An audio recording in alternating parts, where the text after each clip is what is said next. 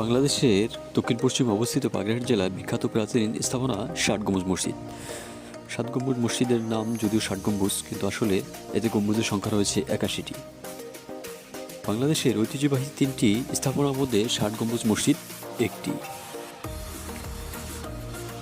মসজিদটির গায়ে কোনো শিলালিপি না থাকায় এটি কত সালে নির্মিত হয়েছে তার সঠিক তথ্য আজও পাওয়া যায়নি। মসজিদের শিলালিপি দেখলে বোঝা যায় মসজিদটি খান জাহান আলী নির্মাণ করেছেন, তাতে কোনো সন্দেহ নেই।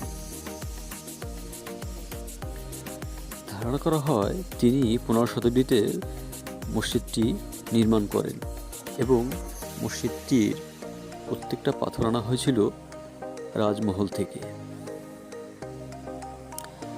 মসজিদটি উত্তর দক্ষিণে বাইরে প্রায় 160 ফুট এবং ভিতর দিকে প্রায় 143 ফুট এবং পূর্ব পশ্চিমে বাইরের দিকে প্রায় 104 ফুট। মসজিদের ভিতর দিকে প্রায় 88 ফুট চওড়া, দেওয়ালগুলো প্রায় 8.5 ফুট পুরু। ষাট গম্বুজ মসজিদের গম্বুজের সংখ্যা 81টি।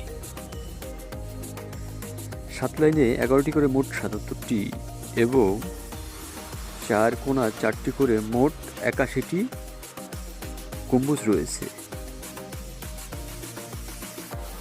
মসজিদটির সমস্ত গম্বুজ 7 পাথর দ্বারা নির্মিত, অর্থাৎ 7 গম্বুজ নামে পরিচিত। কালের বিবর্তনে মানুষ 7 গম্বুজ মসজিদটি বিকৃত করে প্রায় এর নাম দিয়েছে 60 গম্বুজ হিসেবে। তখন থেকে এই মসজিদটির নামকরণ করা হয় 60 গম্বুজ মসজিদ। প্রকৃতপক্ষে মসজিদে গম্বুজের সংখ্যা 81টি। মসজিদের 4 কোণা 4টি বড় আকারের মিনার রয়েছে। মসজিদটি দেখতে প্রতিদিন হাজার হাজার দর্শনার্থী দেশ বিদেশ থেকে আসছে।